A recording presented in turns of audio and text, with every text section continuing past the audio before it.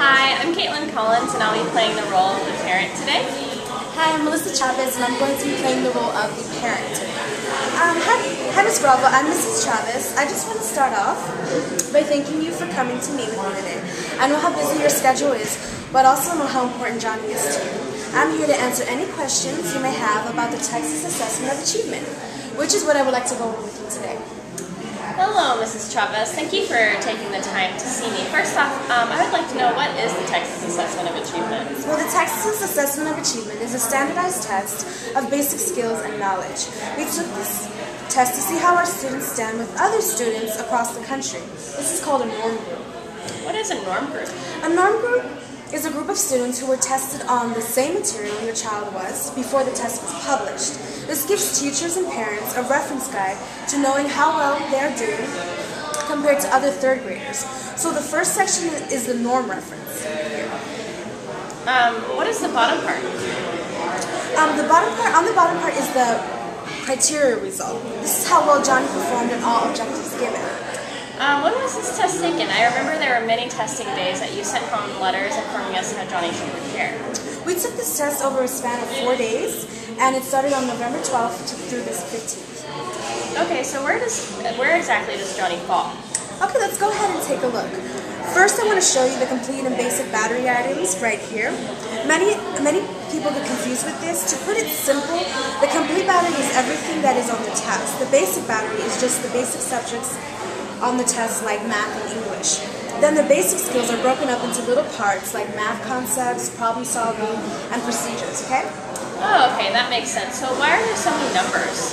Well, the state of Texas likes to have all of these different scores of different things that they need, such as where the student stands in this nation and where they stand in Texas alone for their scores. Good. So let's start here on number of items.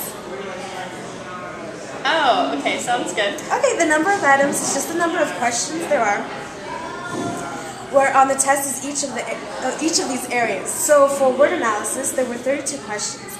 The column next to it is called raw scores. This basically tells you how many questions Johnny got correct.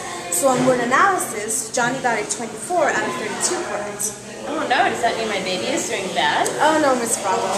24 out of 32 for that area is actually average. Oh, thank goodness. Okay, I'm glad you brought that up though, because that brings us to the next point, which is percentiles. Oh yeah, like 70 to 100%? No, these are actually percentages. Most people tend to think in terms of percentages because that's how we were rated in school. Percentiles are a little different. Let me show you average. Percentiles are a little because, let me show you average, where most students score. For the spelling section, Johnny has a national percentile of 68. 68 would be right here. So Johnny did 68% better than the norm group average. Right here, as you can see. Oh, Johnny is so smart. He's above average then, right? Yes, Miss Bravo, that is correct. He is. You know, he's always been above average. Even since he was a baby, he was always ranked above everyone else in height and weight when he was a little boy. Well, that's great. It looks like he's keeping on the trend. That's right. I'm so proud. So what are these scores here called? The Stanines? Oh, those are Stanines. Yes, these are Stanines. Basically, it's a really easy way to look at the scoring. This is where they are on the bell curve right here. You can see that they are on a scale of 1 through 9. A 5 is average, so Johnny got a 7 on the Stanine scale of social studies, so that again means he's above average. Awesome. Yes, he did great on the test. Now for the scale scores, right here, the scale score is from 200 to 800. These scores are also on the chart right here. And it is the average here. So for the problem solving section of math, Johnny scored a 475, which is an average range. What do you mean average? I thought on here it said 500 was average. Well, there's actually a range of error taken into consideration on assessments like these because we know that sometimes children don't sleep well the night before or may have skipped breakfast and are hungry and other things like that. But Johnny is never any of those things. I'm a good mother. Oh, Miss Bravo, I know you are, but testing companies kind of like to give all students a break if something wasn't going well that day. So when Johnny scored a 475, that is still really close to a 500. and he is considered to be an average range for this section. Okay, well good. I don't want to see any below averages. I understand. So now we can talk about NCE. This stands for Normal Curved Equivalent. It's right here on the chart. And Johnny scored a 65 in social studies, which is average on the scale is a 50. So again, Johnny scored above average. Great. Yes, he did wonderful. So the last portion of the top section is percentile bands. Basically, this is just a really easy way to visualize where Johnny is standing amongst the norm. The average is 50, as you can see right here. Johnny either scored above or right on target with everything on the test. So why are they bands and not points then? They're bands because the standard error of measurement. We have a 4-point difference. So when he scores 50, that means he was in range between a 46 and a 54. Testing companies do this to eliminate any possible hindrances to the score that can be caused by things like not sleeping or being distracted. Oh, okay, I understand now. Great. Do you have any more questions on the norm reference area? No, not now that I can think of. Since you explained it, I feel like I can understand it better on my own. Okay, great. If any questions come up, and if there's any confusion, please feel free to ask. Thank you, will do. Okay, Ms. Bravo. Now, if it's okay, I would like to go over and take a look at the bottom portion, which is the criterion reference data or information. Okay, sounds good. What is criterion reference again? Criterion reference data are basically tests that give teachers information on how a student, or Johnny in this case, performs on a specific standard or objective. Okay, I see. That makes sense. Is this information useful? Well, yes, it is. Let's go ahead and take a look. Sure.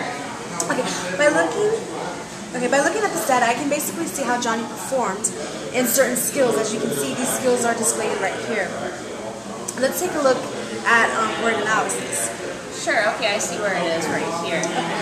These items under word analysis, like structural analysis, phonetic analysis, vowels, and consonants, are the skills Johnny was tested on. As you can see right here, they have included RS, which stands for raw score, which are the items Johnny got correct.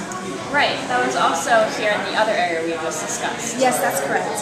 However, right here, the testing company has also provided NP, which stands for the number of possible items Johnny was tested on. Okay, cool, I like that. What about this area right here? Okay. Well, this area right here, where it states high, medium, and low, basically tells you how Johnny placed. For example, let's take another look at word analysis. One of the items within word analysis that Johnny was tested on was on structural analysis. Johnny got a perfect 10 out of 10, which means that Johnny was tested on 10 items and got all 10 items correct. And as you can see, there is an X under high, which tells us that Johnny scored very high. That's my point. Yes, he's a very bright student. But wait a second, I see right here that phonetic analysis, Johnny got a low.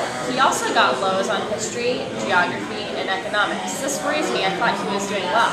Oh, don't be discouraged. Overall, Johnny did do very well. As you can see under phonetic analysis, where they marked Johnny's scores as low, you can see that the test only asks him 11 questions in total. Johnny got 6 correct, which is good, but remember that these scores are not set in stone and are usually merely used as a reference and checkout to see where Johnny stands.